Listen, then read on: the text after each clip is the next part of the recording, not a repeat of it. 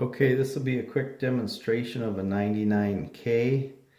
The foot pedal has been rewired, the power cord is new, and the other wiring is checked out. I did solder on new ends at the junction box. Everything looks good. And okay, here we go. This is the bobbin winder on a 99K. It's over on this side. It has the oscillating hook here that goes back and forth as it winds the thread on the bobbin.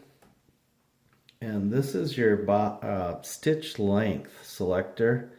And on a model, when you see a model like this that has a stationary dial or knob that you just turn in and out for the stitch length, this indicates this machine will not do reverse. It strictly moves the material forward, and it's a straight stitch machine. And the upper tension is up here. There's no indicator numbers because this is an earlier model.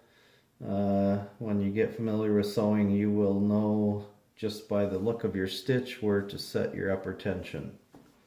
It does have a light here in the back, and it has a top loading class 66 bobbin, goes right in here.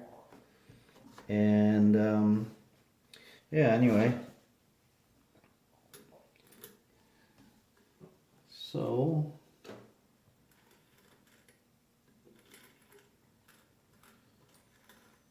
okay, on a model like this that doesn't have reverse, I'll show you how you lock the stitch. When you get started, what you want to do is just make a few stitches ahead. Make sure that the hook, that this lever is all the way up. Just pick up your foot and you slide it back and stitch over the stitches you just made. That's why you don't need reverse. Once you learn that simple little trick on how to lock your stitches, make sure that's up, back it up, set the foot back down, a few more stitches, and you're done.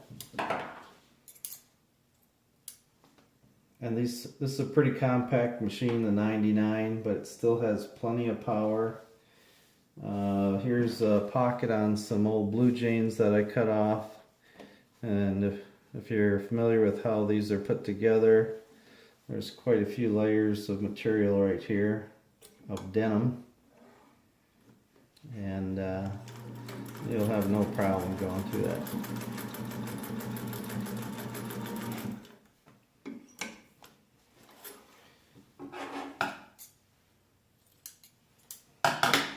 Here we can actually take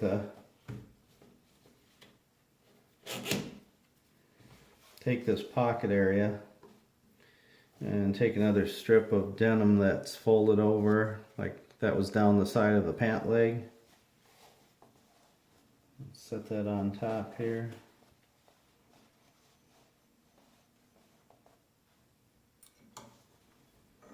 Just get that first stitch going.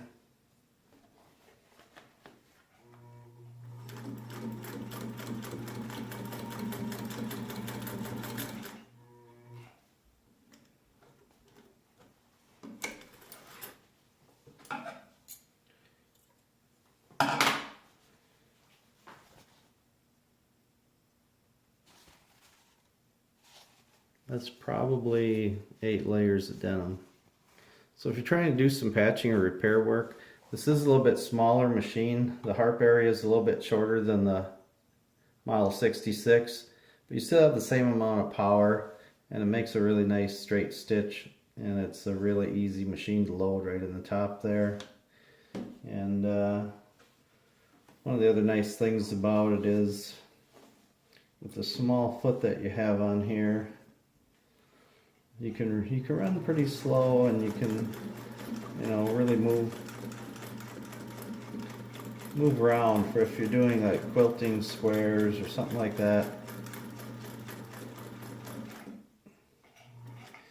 And you can dial this in for pretty small stitch here.